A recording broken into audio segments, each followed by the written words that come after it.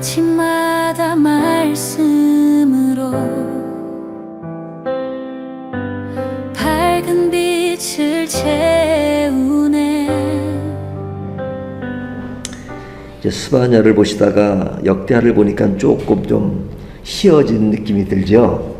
왜냐하면 이 역대하는 역사서니까요. 역사의 흐름을 이렇게 지나간 사건으로 나열하니까 조금 이야기가 쉬울 겁니다. 저희가 이제 얼마 전에 역대상을 보았는데 역대상의 주요 인물은 누구였습니까? 솔로몬의 아버지인 다윗이었죠. 근데 이제 역대하로 넘어오면서 솔로몬 이야기로 나오고, 이제 솔로몬 이야기가 역대하가 36장까지 있는데 뭐 솔로몬 이야기가 쭉 나가는 것은 아니고 이제 9장까지 나옵니다. 9장까지 솔로몬에 대한 이야기가 나오고, 그 다음에 솔로몬 이후에 나라가 이제 분열되잖아요. 그래서 나라가 있는 두 개로 나눠져서 위쪽은 이스라엘, 밑에 쪽은 유다라고 합니다. 그래서 위쪽은 전 솔로몬의 아들인 그 왕들로 이어지지 않고 전 새로운 왕들로 계속 이 정권이 바뀌면서 나라가 이어집니다. 그래서 북이스라엘은 9개 왕족으로 19명의 왕이 나오고, 그 다음에 이제 밑에 유다는 솔로몬 이후, 그러니까 르호보암부터 시드기야 왕까지 이제 20명의 왕들이 하나의 그 솔로몬의 라인으로 쭉 이어지는 것을 봅니다. 그래서 이 역대상하는 물론 북이스라엘에 대한 이야기도 하긴 하지만, 그러나 대체적으로 거의 다가 유다를 중심으로 사건이 전개돼요. 우리가 역사서를 이야기할 때는 이 앞에 열왕기 상하가 있잖아요.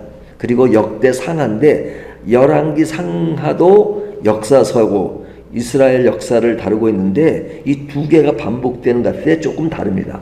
그러니까 이스라엘 역사를 기록하는데 조금 기술하는 것이 다른 것이 뭐냐면, 열왕기 상하는 이스라엘 백성들이 바벨론 포로 전에 기록된 것이기 때문에 그 역사를 좀 객관적으로 이렇게 기술하려고 노력을 했습니다.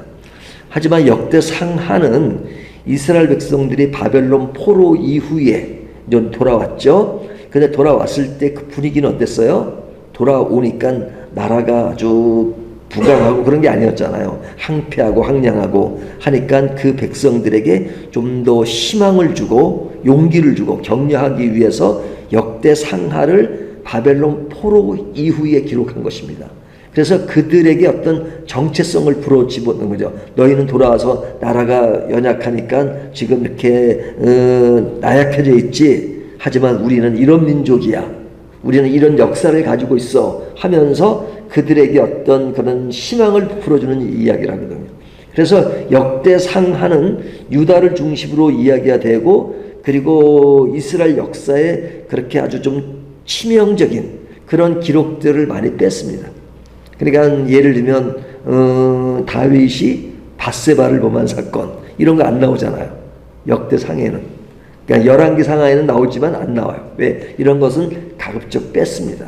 빼고 이제 좋은 것을 고치시키는 그런 내용들인데, 역대상은 이제 다윗을 중심으로 사건이 전개되고, 그리고 역대하를 넘으면서 솔로몬 이야기가 이제 9장까지 가게 되는데요.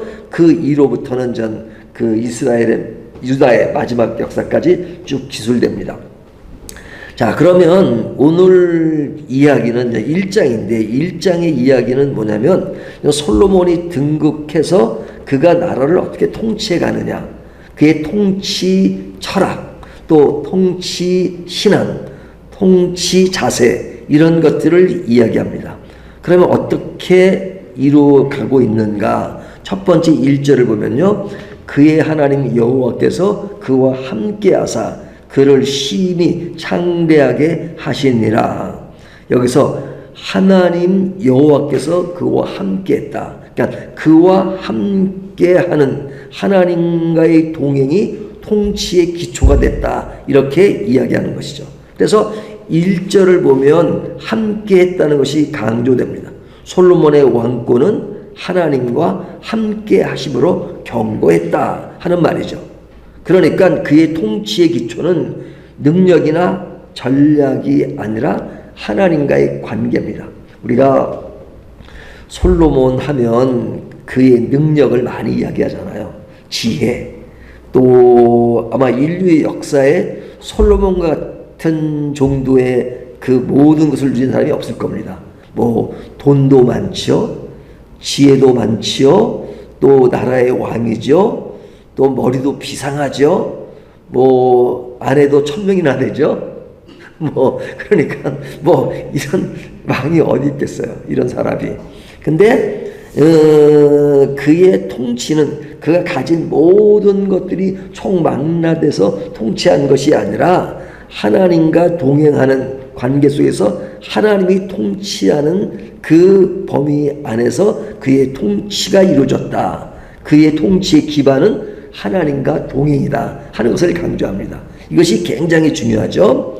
그 다음에 그의 그 통치하는 자세는 어떠했느냐. 6절을 보면요, 솔로몬이 거기서 여호와 앞에 있는 놋제단에 1000번의 번제를 드렸더라. 자, 이것은 그가 하나님께 예배 드리는 가운데서 그의 통치 행위가 이루어졌다는 것이죠. 그러니까 왕이 된 솔로몬은 제일 먼저 예배 자리로 나아갔죠. 예배 자리로.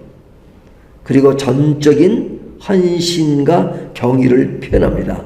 1000번 드렸다는, 우리는 1000번에 많이 관심을 가질 때가 많은데요, 그만큼 하나님께 예배 자리에 나갔고 헌신과 경의를 표현했다. 그러니까 자신의 부족함을 인정하고 겸손히 하나님의 뜻을 구하는 자세를 가졌다 하는 것이죠.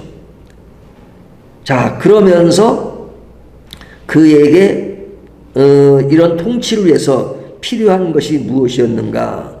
10절을 보면요, 주의 백성을 누가 능히 재판하리까. 지혜와 지식을 주옵소서. 하나님이 내가 너에게 무엇을 주면 좋겠느냐. 그러니까 백성을 위한 지식, 지혜를 주십시오. 그러니까 솔로몬은 자신의 부와 권력이 아닌 백성을 위한 지혜와 지식을 구했죠. 그러니까 그는 하나님이 기뻐하시는 뜻이 무엇이냐, 그 마음속에 사명이 중심이 되었고 그 다음에 기도가 그의 삶으로 이어지는 것을 봅니다. 그러니까 통치자는 하나님의 뜻을 분별하고 백성을 공의로 다스릴 수 있는 지혜, 그것이 굉장히 중요하죠. 이런 모습이 잘 나타납니다. 그러면서 준비한 것이 무엇이냐. 13절을 보면요, 솔로몬이 예루살렘에 돌아와 이스라엘을 다스리니라.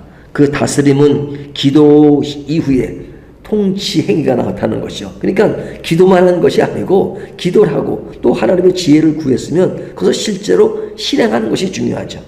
그래서 그 실행하는 것을 보면 이후에 병고와 마병, 경제적 기반 이런 걸 갖추죠. 이런 갖춘 것은 실제 그 상황 속에 이루어져야 될 일입니다. 근데 그 모든 것이 하나님의 지혜 위에 세워진 것이죠. 그러니까 준비는 하나님께 먼저 묻고 그 뜻에 따라서 움직이는 그 모든 행위들은 아주 이렇게 질서 있게 행해지는 것을 볼 수 있죠. 그래서 이런 가운데 하나님과의 관계 속에 하나님은 그에게 더 복을 주사 그가 행하는 모든 일이 잘 되도록 하나님께서 그를 돌보시고 그를 인도하셨다 하는 그런 이야기를 하고 있잖아요. 그러니까 그의 모든 그 통치 행위는 하나님과의 관계가 밀접했고 그 밀접한 관계는 자기의 욕심이나 자기 부나 자기의 것을 드러내기 위한 것이 아니라 백성들을 생각한 거죠. 10절을 보면 주의 백성을 누가 능히 재판하리까. 이 재판한다는 것은 단순히 어떤 그런 재판하는 그 성내에 머무르는 것이 아니라 그 나라 통치를 좀 온건하게 그리고 바로 정의에 입각해서 하는 것이 어떤 자세로 해야 되는가 하는 것인데 그는 하나님을 생각하고 백성을 생각하고 그리고 그 속에는 기도가 끊이지 않고 했다는 것을 보여주잖아요. 그러니까 이러한 자세로 하는 그 통치 행위가 역대하를 시작하면서 너무너무 좋게 평가하고 있는 것이죠. 그 평가는 그 내용 속에는 자신을 어떻게 자각하고 인식했느냐. 열왕기 상에 보면 솔로몬은 이렇게 고백하죠. 나는 어린 아이와 같고 출입할 줄을 알지 못하나이다. 나는 어린 아이와 같다. 이렇게 표현하죠. 그가 가진 것을 보면 엄청나지만 그는 스스로를 어떻게 생각했어요? 나는 어린 아이와 같다. 자신의 부족함 인정하고, 하지만 하나님이 함께하지 않으시면 결코 통치할 수 없다 하는 그런 자세를 가지고 왕으로서 그 시작을 했다는 것을 오늘 본문이 강조하고 있는 것입니다. 그렇다면 이 이야기가 이제 솔로몬의 이야기로 이야기된 것이 다가 아니라 오늘 우리들에게 주어진 말씀이잖아요. 우리들에게 주어진 말씀, 이 말씀을 보면 사람들은 솔로몬이 가진 것, 또 그가 누린 것들을 생각해가지고 사실은 어디에 관심을 가냐면, 아이고 나도 솔로몬처럼 됐으면 좋겠다. 예? 솔로몬이 가진 것이 많은데 어느 부분이 제일 부러우세요? 솔로몬이 가진 부? 아니면 그 높이? 그 명예? 아니면 부인이 1000명? 어느 게 부러우세요? 근데 제일 마지막에 말씀드린 것처럼 솔로몬은 자신의 부족을 고백했습니다. 그리고 솔로몬이 쓴 글들이 많잖아요. 뭐 전도서도 있고 아가서도 있고.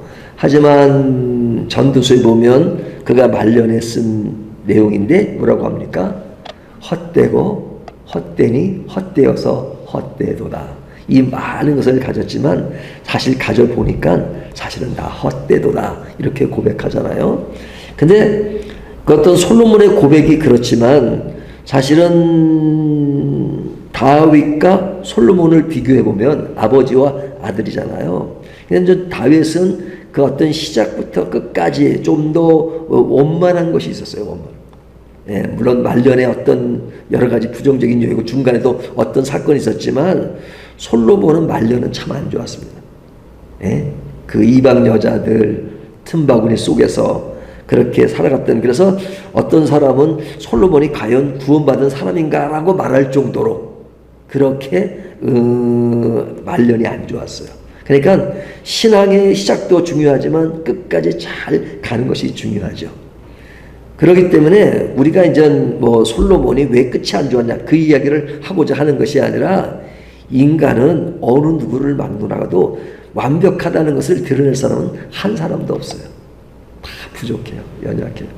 그렇기 때문에 솔로몬이 아주 위대한 하나님의 백성이고 하나님의 자녀이기 때문에 그가 위대하다라는 것에 초점이 있는 것이 아니라, 그가 하나님에 대하여 어떤 자세를 갖고 어떤 모습 속에서 그가 주어진 일들을 해 나갔느냐, 그런 자세를 우리가 본받는 게 중요하죠. 본받는 게 중요하죠.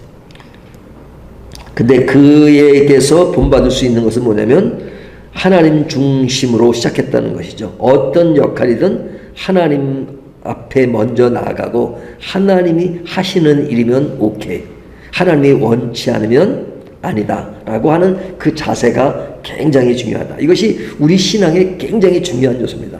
우리의 어떤 신앙은 내가 중심이 돼서 내 삶을 이끌어가는데 하나님이 어떻게 도와주느냐가 신앙의 중심이 아니라, 하나님이 나를 만드셨고 이 땅에 보내셨으면 하나님의 뜻이 무엇인지 나는 알고 그 뜻을 순종하는 것이 내 인생의 방향이며 목적입니다 하는 그 자세를 먼저 갖는 게 중요하단 말이죠.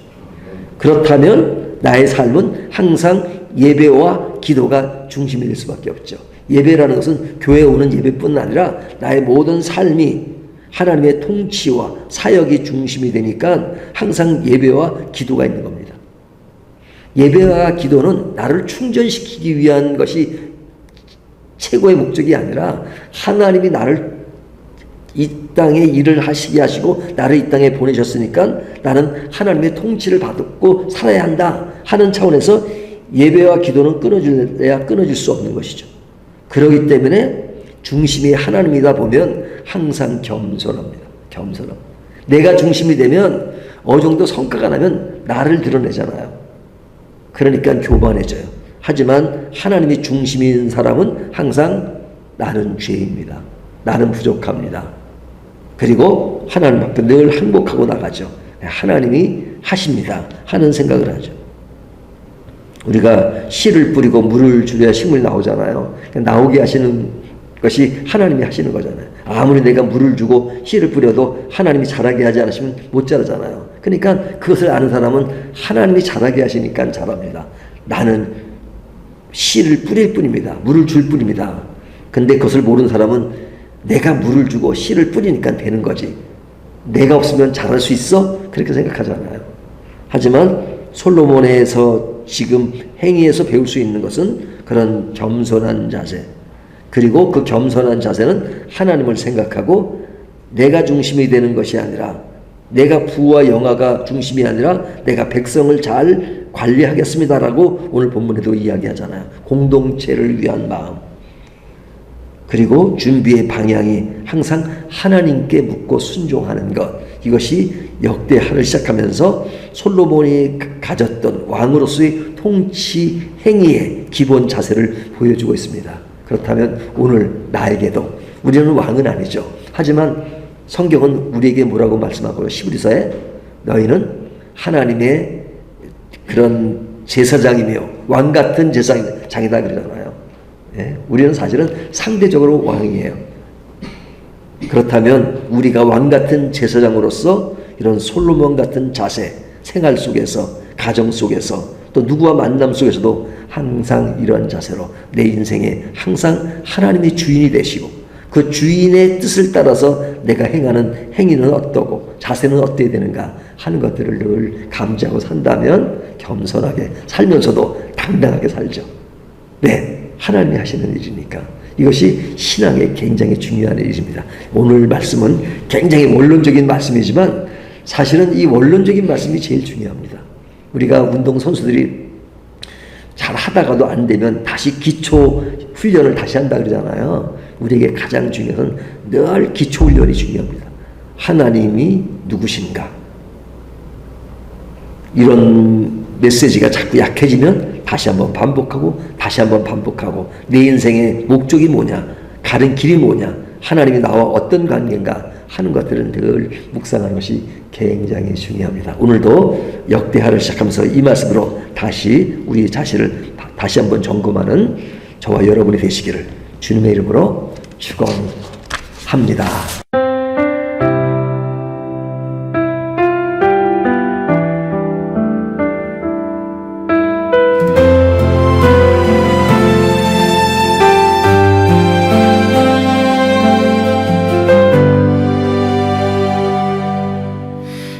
아침마다 말씀으로 밝은 빛을 채우네. 기도 속에 주님 계시고 숨결만